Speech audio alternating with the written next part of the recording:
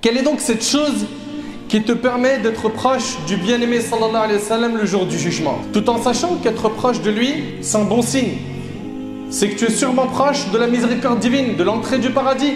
C'est un très bon signe.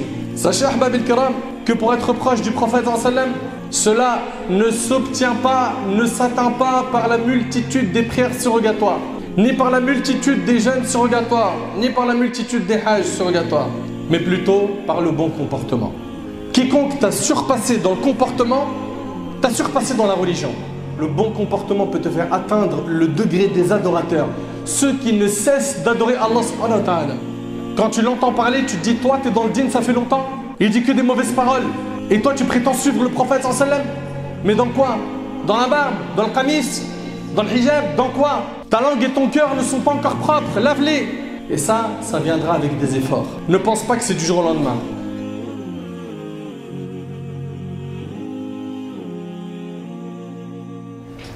Alhamdulillahi Rabbil Alamin. والعاقبة للمتقين ولا عدوان إلا على الظالمين وأشهد أن لا إله إلا الله وحده لا شريك له ولي الصالحين وأشهد أن محمدا عبده ورسوله وصفيه من خلقه وخليله سيد الأولين والآخرين اللهم صل عليه وعلى آله وصحبه ومن اتبعهم بإحسان إلى يوم الدين أما بعد. Mes chers frères et sœurs, chacun d'entre nous aimerait le jour du jugement être très proche du prophète sallallahu alayhi wa sallam. Chacun d'entre nous espère cela. Le jour du jugement, il y en a qui seront autour du prophète sallallahu alayhi wa sallam, des compagnons, des pieux, radiyallahu anhum wa rahimahumullah, et il y en aura d'autres malheureusement qui seront très mal entourés.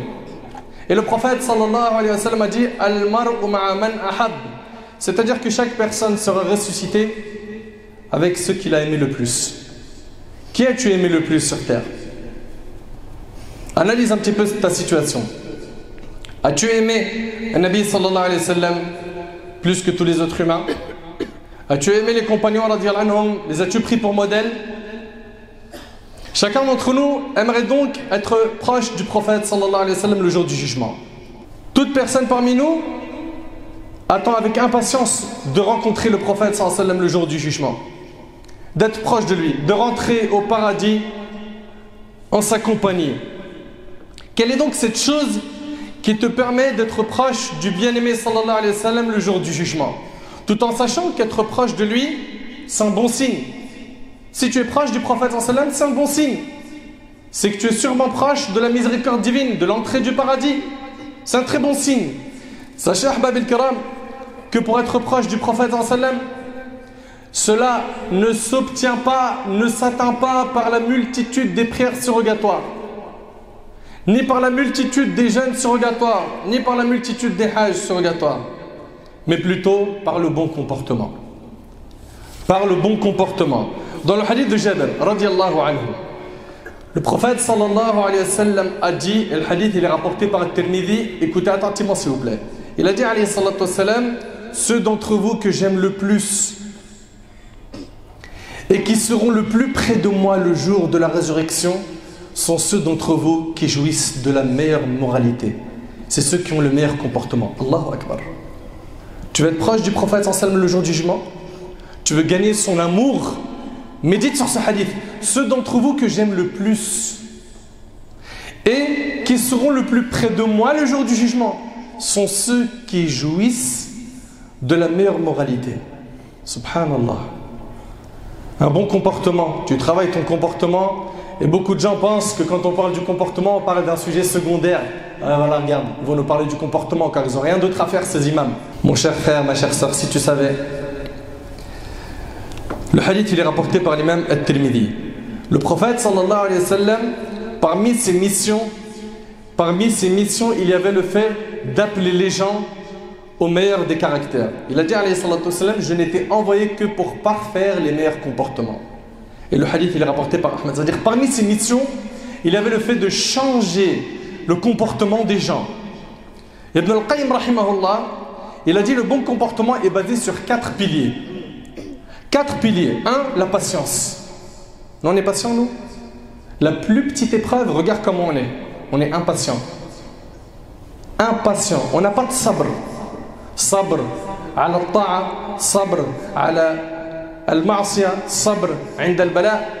La patience, elle est où? Face à l'adoration. Oui, il faut faire des efforts pour se lever pour le fajr. Il faut faire des efforts. Il faut être patient et fort pour s'écarter du haram. Il faut être patient et fort devant les épreuves. La patience, c'est le premier pilier du bon comportement. 2. La pudeur. La pudeur. Inna lillahi wa inna ilayhi raji'un. Nous appartenons à Allah et c'est envers lui que nous retournerons. Nous vivons une époque où certains de notre communauté sont en train d'enterrer la pudeur. Ils sont en train de l'enterrer. Voilà, pour parler en bon français. Et pour être clair et pas tourner autour du pot. Malheureusement, des hommes et des femmes qui de plus en plus sont impudiques et s'en vantent. La hawla wa la quwwata illa billah. 3. Le courage. Le courage, ça fait partie des piliers du bon comportement. 4. La justice, al-adl. Malheureusement, l'injustice s'est répandue à une vitesse éclair à notre époque. Combien sont nombreux les injustes? Il va s'en prendre à un tel injustement, il va prendre les biens d'autrui injustement. Et le prophète sallallahu alayhi wa sallam nous a enseigné l'injustice se transformera en ténèbres le jour du jugement. Et puis l'injuste, qu'il sache que s'il ne se repent pas de l'injustice, il paiera sur terre avant de quitter ce monde. Mes chers frères, mes chères sœurs, le bon comportement c'est quoi? On entend souvent parler du bon comportement. Le bon comportement, c'est le fait de répandre les beaux sourires, les belles paroles autour de nous. C'est le fait de s'abstenir de faire du mal à autrui. C'est le fait de pardonner à quelqu'un quand il t'a fait du tort. C'est le fait de cacher les défauts et ne pas s'en réjouir et les afficher. Quelqu'un qui a un bon comportement, c'est celui qui couvre les fautes de son frère ou de sa sœur. C'est le fait de s'écarter des bassesses, des mauvais comportements comme le fait d'insulter, d'avoir une mauvaise langue, etc.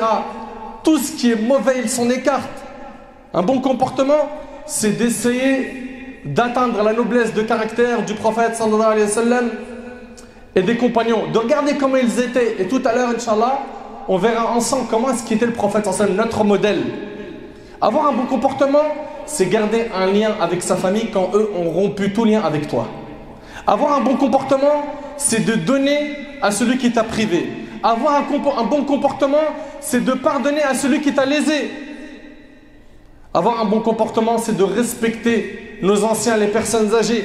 Avoir un bon comportement, c'est de faire preuve de miséricorde envers les enfants, envers les plus jeunes. Avoir un bon comportement, c'est tout simplement donner à chaque ayant droit son droit. Est-ce qu'on se reconnaît? Si c'est le cas, alhamdulillah. Si ce n'est pas le cas, il va falloir retrousser nos manches. Mes chers frères, mes chères sœurs, Ibn al-Qayyim rahimahullah a dit le comportement est la religion entière. Quiconque t'a surpassé dans le comportement, t'a surpassé dans la religion. Vous écoutez attentivement s'il vous plaît?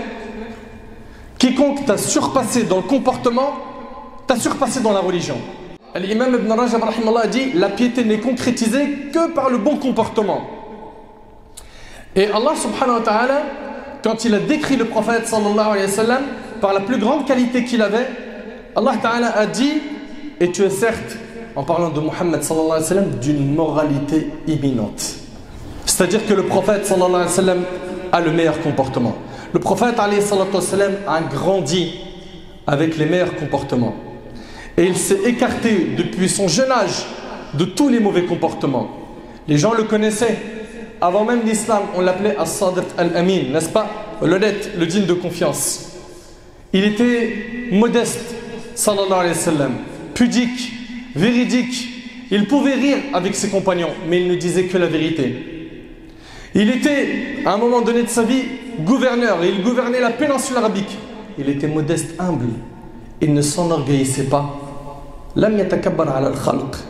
Le prophète sallallahu alayhi wa sallam, dans le hadith de Omar ibn Khattab radiyallahu anhu, et le hadith il est rapporté par le Bukhari, il a dit alayhi salatu wa sallam, regardez sa modestie, n'exagérez pas dans mon éloge comme le firent les chrétiens avec le fils de Marie, car je ne suis que le serviteur d'Allah. Dites donc, il est le serviteur d'Allah et son messager. Et lorsque Aïcha radiyallahu anha a été questionnée par Al-Aswad, qui lui a dit comment se comportait le prophète sallallahu alayhi wa sallam au sein de sa famille, elle répondit, regardez, c'est l'imam des musulmans. le gouverneur des musulmans. C'est celui qui reçoit la révélation. C'est celui qui reçoit la révélation de Jibril et qui enseigne. C'est celui qui va tout faire pour réparer ce qui a été cassé entre les uns et les autres. C'est celui qui enseigne, qui éduque, qui est imam, qui a beaucoup de responsabilités. Elle dit, il m'aidait dans les tâches ménagères. Allahu Akbar. Il m'aidait dans les tâches ménagères et lorsque retentissait l'appel à la prière, il allait à la mosquée pour l'accomplir, rapporté par l'imam al-Bukhari. Le prophète avait un cœur rempli de douceur, rempli de compassion, de miséricorde. Allah tabarak wa ta'ala dit dans le Coran, certes, un messager pris parmi vous est venu à vous auquel pèsent lourd les difficultés que vous subissez. Toutes les difficultés que vous subissez, il les ressent. Et ça lui pèse lourd. Qui est plein de sollicitude pour vous, qui est compatissant et miséricordieux envers les croyants. Qu'Allah nous accorde ces comportements. Le prophète était quelqu'un qui se mélangeait aux gens. C'était un homme que les gens appréciaient par sa noblesse de caractère. Uthman radiallahu anhu a dit, par Allah, nous avons accompagné le prophète en étant résident et en voyage. Il visitait nos malades, suivait nos cortèges funéraires, combattait avec nous et il nous soutenait du mieux qu'il pouvait, rapporté par l'imam Ahmed. Subhanallah. Le prophète, Jarir, ce compagnon, anhu, il dit, à chaque fois que le prophète me voyait, il souriait. Hélas, on a perdu les réflexes de dessiner des sourires sur nos visages et de dire des bonnes paroles. Toute la journée, on est là à se plaindre. On ne sourit pas à nos frères, on n'est jamais content, jamais heureux. On dit rarement alhamdulillah. Et si Allah subhanahu wa ta'ala me donne la vie, ainsi que vous, on traitera lors du prochain discours, Inch'Allah, l'acceptation du destin d'Allah. Combien on est nombreux aujourd'hui à vivre des épreuves et à ne pas accepter, à se dire mais pourquoi moi? Pourquoi ça arrive qu'à moi? Pourquoi pas à lui? Hein, c'est ce qu'on entend aujourd'hui. On entend quand? On entend comme par hasard moi. Voilà les paroles qu'on entend malheureusement. Eh bien, il va falloir qu'on fasse des efforts et qu'on soit comme le Nabi sallallahu alayhi wa sallam. Il portait le poids de la communauté sur ses épaules. Il était souriant. Et comme vous le savez, on vous l'a déjà dit, un sourire, qu'est-ce que ça fait? Eh bien, ça en dessine un autre. Tu souris à quelqu'un, il te sourit. Dis des bonnes paroles, tu reçois des bonnes paroles. Mais on a du mal avec tout ça. Aujourd'hui, malheureusement, on vit une époque où les gens parlent à fond sur le dos des gens. Hein? Les mauvais comportements se sont répandus partout. Il n'y a qu'à voir, malheureusement, dans nos quartiers, on entend parler de quoi? Cambriolage, vol, agression, meurtre, n'est-ce pas? Voilà ce qu'on entend malheureusement dans certains de nos quartiers. Et ça s'est normalisé. C'est normal d'entendre que quelqu'un a commis la fornication, que quelqu'un a bu de l'alcool, que quelqu'un fume de la drogue. C'est normal. Tu parles de quoi, mon frère? Pourquoi tu es étonné? Tout le monde fait ça. Le mauvais comportement s'est banalisé malheureusement. Les gens meurent de plus en plus à cause des règlements de compte entre telle et telle cité. Pourquoi? On s'est éloigné du comportement du prophète sallam. À la fin, notre vie, c'est devenu une jungle. Pourquoi? Parce qu'on a du mal à se conformer à ce que notre religion nous a dicté. Quand on regarde le prophète sallam, Aïcha radiallahu anha, elle dit, c'est rapporté par Muslim, le prophète sallam n'a jamais rien frappé de sa main. Ni une femme, ni un serviteur, sauf quand il combattait dans le sentier d'Allah. C'était pas quelqu'un, alayhi salatu wassalam, d'agressif. C'était pas quelqu'un de mauvais, de haineux. Lorsque l'ange de la montagne lui a demandé de réduire en poussière le peuple de Taïf, qu'il l'a chassé méchamment, il a dit, si tu veux, je les engloutis entre les deux montagnes qui les séparent.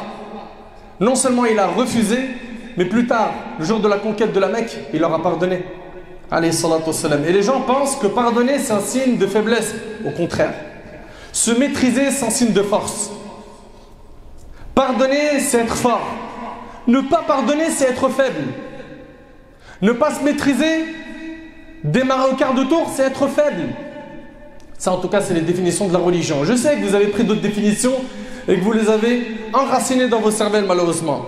Le prophète, il conseillait même aux compagnons d'avoir un bon comportement. Il dit, alayhi salatu wassalam,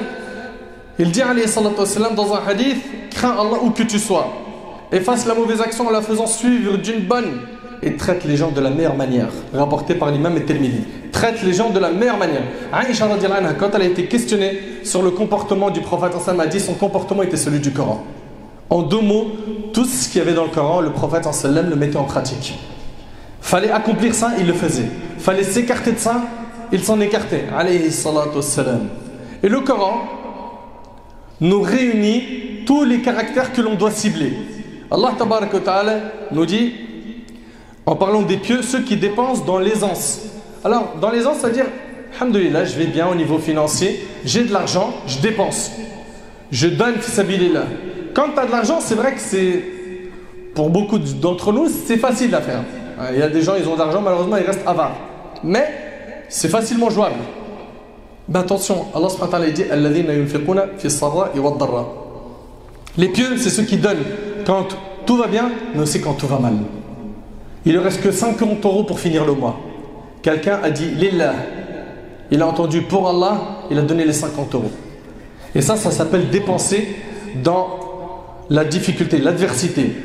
Les pieux, c'est ceux qui dominent leur rage.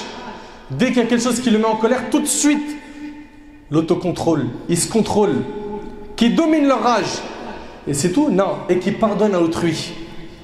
Car Allah aime les bienfaisants. Allah subhanahu wa ta'ala, il dit, accepte ce qu'on t'offre de raisonnable. Commande ce qui est convenable. Et éloigne-toi des ignorants. Allah subhanahu wa ta'ala, en décrivant les serviteurs du tout miséricordieux, il a dit Azza wa Jal, c'est ceux qui marchent humblement sur terre. Ils ne marchent pas avec orgueil. Ils ne se prennent pas pour je ne sais qui parce qu'ils ont de l'argent, ou parce qu'ils ont acheté telle voiture, ou parce qu'ils savent qu'il a percé dans tel domaine, dans le business. Non, ils restent humbles. Les serviteurs du tout miséricordieux sont ceux qui marchent humblement sur terre, qui lorsque les ignorants s'adressent à eux disent paix. Allah tabaraka wa ta'ala nous dit également endure, patiente. Ton endurance ne viendra qu'avec l'aide d'Allah. C'est-à-dire il faut demander de l'aide à Allah subhanahu wa ta'ala. Également Allah subhanahu wa ta'ala nous dit et abaisse ton aile, sois bienveillant pour les croyants qui te suivent. Allah tabaraka wa ta'ala nous parle du jour du jugement, du paradis. Il nous dit cette demeure dernière, le paradis. Allah il la réserve pour qui le paradis? Nous la réservons à ceux qui ne recherchent ni à s'élever sur terre. Ils ne cherchent pas à écraser les autres. Non. Le prophète sallam il pensait plus aux gens qu'à lui. Regardez l'état d'esprit de Nabi sallam. Cette demeure dernière, nous la réservons à ceux qui ne recherchent ni à s'élever sur terre, ni à y semer la corruption. Cependant, l'heureuse fin appartient aux pieux. Et on verra à chaque fois qu'il y a des versets qui parlent de Jannah, du paradis, le mot pieux n'est pas loin. Al-Muttaqin. Allahumma ja'alna minhum ya Rabb. Les pieux, c'est ceux qui mettent entre eux et la colère d'Allah un mur. C'est ceux qui font ce qui est obligatoire, s'écartent de ce qui est interdit. Allah Azza wa Jal, il nous parle du bon comportement dans plusieurs versets. Allah subhanahu wa ta'ala dit n'approchez pas des turpitudes, ouvertement ou en cachette. Dans les tafsirs, il est dit que c'est la fornication, l'alcool, le désordre, etc. Également, Allah subhanahu wa ta'ala nous dit ô vous qui avez cru, évitez de trop conjecturer sur autrui, car une partie des conjectures est péché. Et n'espionnez pas. Donc attention aux soupçons. Il y en a, ils ont des mauvais soupçons. Toujours, ils pensent mal de son frère. C'est son premier réflexe. Allah subhanahu wa ta'ala nous dit car une partie des conjectures est péché. Et n'espionnez pas. Et ne médisez pas les uns des autres. Parle pas sur le dos des gens en mal. Allah subhanahu wa ta'ala nous a dit prenez ce que le messager vous donne. Allah subhanahu wa ta'ala dit prenez ce que le messager vous donne et ce qu'il vous interdit, abstenez-vous-en. Si on met en pratique ce que le Coran et la Sunna nous demandent de mettre en pratique, on vivra en paix.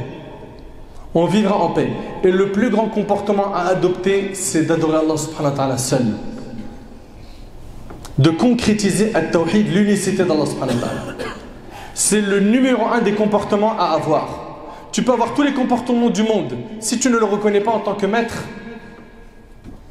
tu as été injuste. Tu as été injuste. Pourquoi? Tu ne reconnais pas ton créateur, ton pourvoyeur, celui qui t'a donné la vie, celui qui va la reprendre, celui qui te jugera le jour du jugement. Mes chers frères, mes chères sœurs, le prophète sallallahu alayhi wa sallam a dit beaucoup de choses sur le comportement et je vais vous lire très rapidement plusieurs hadiths. Je vous demande, Inch'Allah, de les écouter avec les oreilles de votre cœur. Selon Abu Umam al-Bahili, le prophète sallallahu alayhi wa sallam, dans la fin du hadith, a dit, écoutez attentivement, hein, je garantis une maison dans les plus hauts lieux du paradis à celui qui aura été affable et de bonne moralité rapporté par Abu Daoud.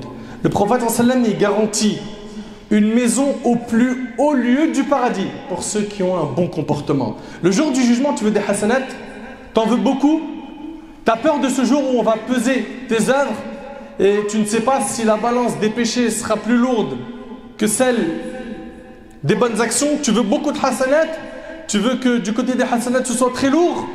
Bah écoute, selon Abu Darda radiyallahu anhu, le prophète sallallahu alayhi wa sallam a dit: rien ne pèse plus lourd dans la balance du croyant le jour de la résurrection que sa bonne moralité, son bon caractère. Allahu Akbar. Tu veux alourdir tes hasanat, tu veux que la balance soit très lourde, et un bon comportement. Allah déteste en effet tout grossier ou parler impudique rapporté par Tirmidhi. On a des gens qui s'appellent Muhammad, mais malheureusement ils n'ont pas le comportement de Muhammad sallallahu alayhi wa sallam. On a des gens qui ont la sunna extérieure, des sœurs qui portent le hijab, masha'Allah. On est content pour vous. Mais ne pense pas que parce que tu as la barbe, mon frère, que tu as tout terminé, que ça y est, tu as atteint le plus haut niveau dans la religion. Abadan. Combien malheureusement sont nombreux ceux et celles qui ont une apparence, masha'Allah, mais ils ont un très mauvais comportement. Un très mauvais comportement. Selon Abu Hurayra radiyallahu anhu, le prophète sallallahu alayhi wa sallam fut interrogé sur ce qui faisait entrer le plus les gens au paradis. Il dit alayhi salatu wa sallam: la crainte d'Allah et la bonne moralité, le bon comportement. Subhanallah, il s'est rapporté par Tirmidhi. Et dans un hadith, le prophète sallallahu alayhi wa sallam a dit: les croyants qui ont la foi la plus complète sont ceux d'entre eux qui jouissent de la meilleure moralité et le plus doux caractère. Ceux qui ont la foi la plus complète, c'est ceux qui ont le meilleur comportement. Et donc on comprend donc que ceux qui ont un mauvais comportement n'ont pas la foi complète. Ils ont une foi faible. Ils ont une foi faible. De plus en plus de gens sont dans la médisance, mensonge, calomnie, orgueil, mépris, fatuité, la dureté. Ils n'ont plus de douceur ni de miséricorde dans leur cœur. Il n'y a pas de bien chez quelqu'un qui n'est pas doux. Ces gens-là, malheureusement, avec leur dureté, sont infréquentables. Où est passé le bon comportement, la politesse, la noblesse de caractère? Pourquoi est-ce que beaucoup de gens dans notre Ummah font fuir, malheureusement? On a perdu les beaux sourires et les belles paroles. Certains pensent, parce qu'ils ont une apparence sunna, qu'ils sont irréprochables. Tu veux alourdir ta balance le jour du jugement, comporte-toi bien avec tout le monde. Commence par tes parents, ton épouse si tu es marié, tes enfants, montre-leur que tu es un bon père, une bonne mère. Ma sœur, fais le maximum pour te réformer. Le bon comportement peut te faire atteindre, écoutez attentivement, le bon comportement peut te faire atteindre le degré des adorateurs. Ceux qui ne cessent d'adorer Allah subhanahu wa ta'ala. La preuve, Aïcha radiyallahu anha rapporte: j'ai entendu le messager d'Allah alayhi salatu wa sallam dire: le croyant atteint sûrement par sa bonne moralité et son affabilité le degré de celui qui jeûne toute l'année et passe toutes ses nuits à prier et à évoquer Allah. Et le hadith il est rapporté par Abu Daoud. Par ton bon comportement, tu peux atteindre le degré de quelqu'un qui jeûne tout le temps, qui prie toutes les nuits. Allahu Akbar. Par le bon comportement.